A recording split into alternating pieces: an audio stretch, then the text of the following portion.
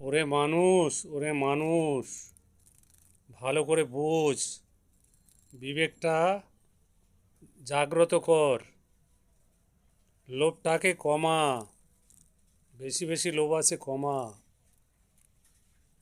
হিংসাকে কমা। ওরে মানুষ, লোভকে কমা, হিংসাকে কমা, পরকে ক্ষতি করা কমা। যা খাটবি নিজে ইনকাম করবি,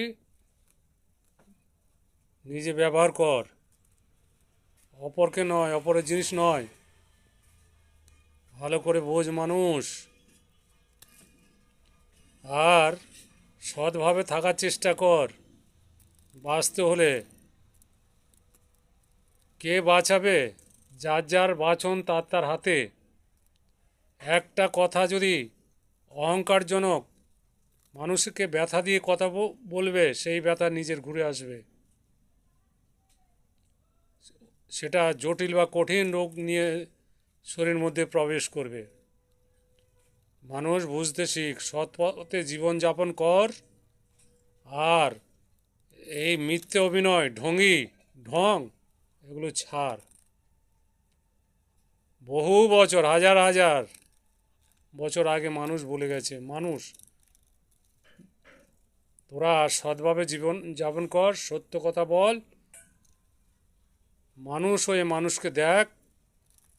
আর তোদের শত্রু, জঙ্গলের জানোয়ার, তাদেরকে প্রতিরোধ করবি, করে তোরা জীবন ধারণ করবি, জীবন রক্ষা করবি। আর এখন কি করছিস? মনের ভিতরে ডাক দিচ্ছে, মানুষের এত ক্ষতি করছিস, এত অন্যায় করছিস, শুধু টাকার লোভে, শুধু টাকা এবং শরীর এবং অর্থ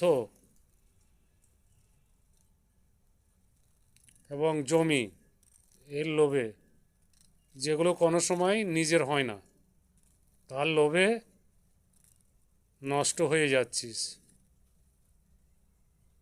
নষ্ট হয়ে যাচ্ছিস। অপরকে নষ্ট করছিস, নিজে নষ্ট হয়ে যাচ্ছিস। বোঝ। এই রামকৃষ্ণ পরমহংসদেব সামনের দিনের কথা, এটাই লাস্ট এলো। তো বলেছে স্বামী বিবেকানন্দ, 100 বছর নীরবে থাকতে, কোনো পুজো পাঠ নয়।